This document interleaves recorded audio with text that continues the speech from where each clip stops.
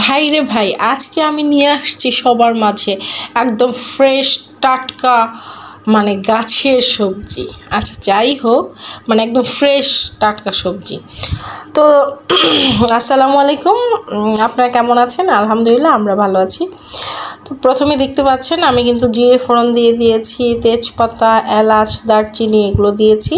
তার মধ্যে পেঁয়াজ কুচি আর আদা বাটা, এটা দিয়ে ভালো করে নেড়ে চেড়ে নেব। ও এখানে আবার রসুন কুচিও দিয়েছি। কিন্তু এভাবে যদি রান্না করেন, একবার রান্না করলে মানে নেক্সট টাইম আবার রান্না করতে চাইবেন, প্লাস মানে বাচ্চারাও খেতে পারবে, বাসার বড়রাও খেতে পারবে।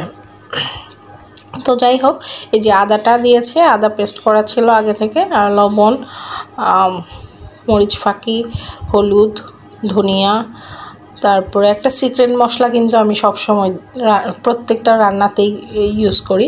ওইটা মানে আপনারা চাইলে আমি এই মশলাটা আপনাদের সাথে শেয়ার করতে পারি কিভাবে বানাই। তো যাই হোক, আপনার এই যে এখানে আমার সব ধরনের সবজি দিয়ে দিয়েছি।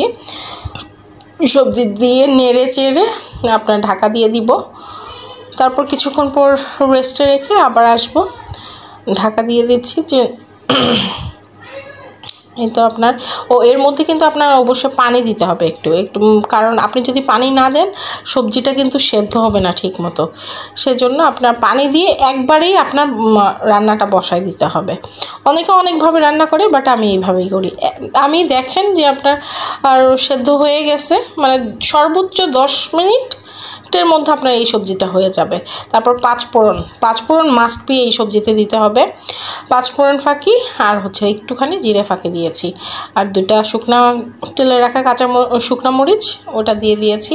এই তো আমার রান্না কিন্তু ডান। মানে খেতে যে কতটা মজা হয়েছে, আবার আপনার ধনেপাতা কুচি দিয়েছি। খেতে যে কতটা মজা হয়েছে আপনারা না খেলে বুঝতে পারবেন না। যাই হোক, আমার বাচ্চা, আমার শ্বশুর, ওরা খেয়ে খুবই মানে রিভিউ ভালো দিয়েছে যে অনেক মজা হয়েছে। এই তো দেখতেই পাচ্ছেন, এটা আমি খেয়েছিলাম সবজি দিয়ে, মানে রুটি দিয়ে খেয়েছি সকালের নাস্তায়, বাট আপনি এটা ভাত দিয়েও খেতে পারবেন। তারপরে আপনার পোলাও দিয়েও খাওয়া যাবে, আবার খিচুড়ি দিয়েও খাওয়া যাবে। মানে খুব মজা। আপনারা ট্রাই করবেন এইভাবে সবজি রান্না করতে, দেখবেন যে দারুণ লাগবে।